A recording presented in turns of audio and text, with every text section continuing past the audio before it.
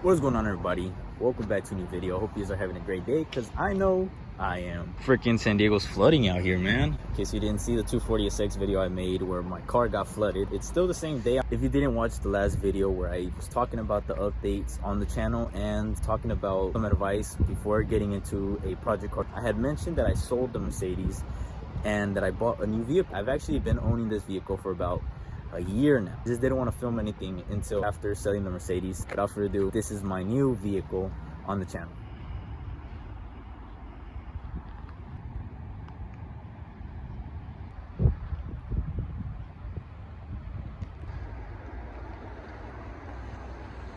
It's a pretty big truck. This is my first truck and I've been wanting one for a while now. I wasn't the biggest fan of trucks until I started working, taking pictures at like a dealerships, and I was taking pictures of new trucks, and I just kind of started getting into it.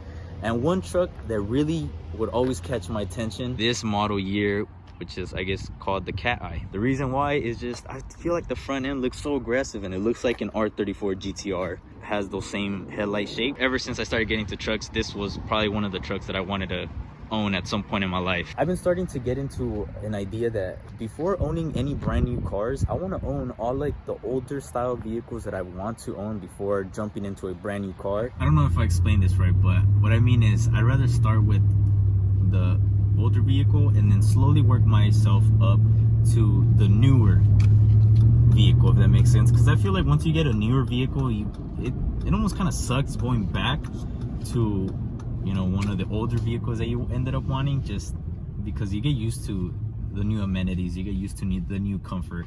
So I'd rather work from the bottom to the top. Same goes with all the other cars that I want. Let's get into the actual truck. So this is a 2005 Chevy Silverado 1500 rear wheel drive, and it's the full cabin. I'm not a big fan of like the half cabins, and I wanted it something that I could haul around people. This door actually got repainted because I think this door was keyed. That was repainted, but the other side of the truck has a very small box in the rear. It's very funny because it's like a big truck and it's just like a small little box in the back. I don't know too much about the engine, but it's a 5.3 liter V8. I don't know if it's an LS or if it's an LT, but very excited to be back onto one of these engines. I had the Tahoe and it was like the 4.8 liter V8 Vortec, so it's kind of cool going onto the 5.3 liter Vortec. You do kind of feel a difference. I don't know what it is, but I feel like the 4.8 liter on the Tahoe sounded a lot cooler than this engine sounds.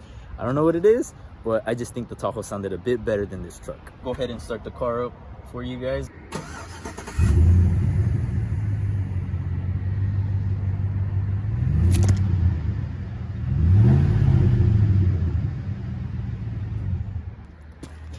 So the truck is pretty quiet compared to the Tahoe was. The Tahoe was actually a bit louder. I don't really know how to film this video, so I'm just gonna do my best to talk about the truck.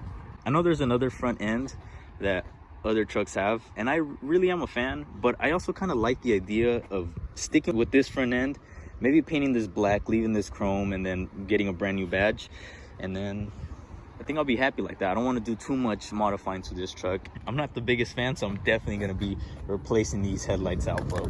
We got them tinted. Would have been cool, but just not the right tint. This came out a little too dark and it was supposed to be a little bit lighter. I kind of have a plan as to what I want to do, so I don't want to invest too much money aesthetically. I'd rather keep this car as it is and then just simply get it to run better. Moving on to the wheels. I believe these are 17-inch wheels.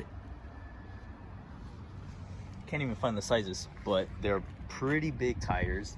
And I've driven other trucks with like these style of tires. You feel like all the little knobs on the tires. This one you actually don't feel it, so that's nice. Really like that. Also, it is lifted. I don't know exactly how high it is lifted. I believe it's a 4-inch or a 6-inch lift, just basing it off the kits I've seen online. And it's gonna need new suspension because the rear bounces a lot and the ride quality isn't the best, so I will need to upgrade the suspension soon. It really does need a lot of work suspension wise. You know, things need to get replaced, things are a bit rusty, things like that, but the truck runs well. Has this little stepping rail, which is very nice for the lady.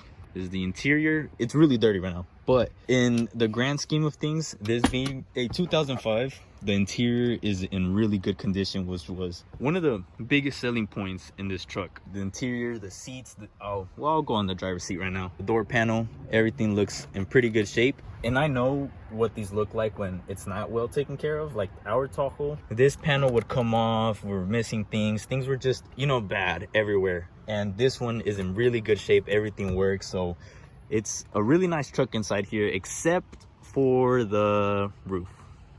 This thing is completely falling apart, and we're missing a washer because we have the bolt up there. We're just missing a washer, so I could put this back up there. But other than that, the truck is in really nice shape. Very happy with it. I'm gonna have to do a complete detail on it. Right now it's completely dirty. I've been cleaning it and stuff like that, but I haven't done a complete detail, only because I want to do it for a video. But yeah, obviously this one's kind of sticking out, but other than that, it's really nice. This is the bed of the truck. I got some things in here already, but it's all lined inside of here, which is very nice. Same thing in the back. Exhaust, tail lights. This is very common, I've noticed, on a lot of these trucks, but I will replace these very soon. Have all of our little emblems, which is nice. We're back onto the other side. This little rust spot. Oh, this actually happened like 2-3 months ago. It was just parked and someone smashed into it, but I had the replacement. It should be under this seat. The driver's side, very nice, very nice. Seat, look at the seat. Usually these seats, they're all ripped right here completely. That's how it was in the Tahoe, that's how it is on all these trucks. I'm very happy to see this interior. Like this one on the Tahoe, completely broken, everything works. Ignore the complete mess, guys. I'm very sorry. I didn't have much time to clean up the truck.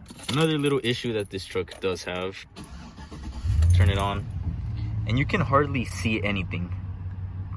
Gotta change the oil soon. As you can see, the truck has 104,000 miles. To me, that was the biggest selling point on this truck when my uncle told me that it had 100,000 miles.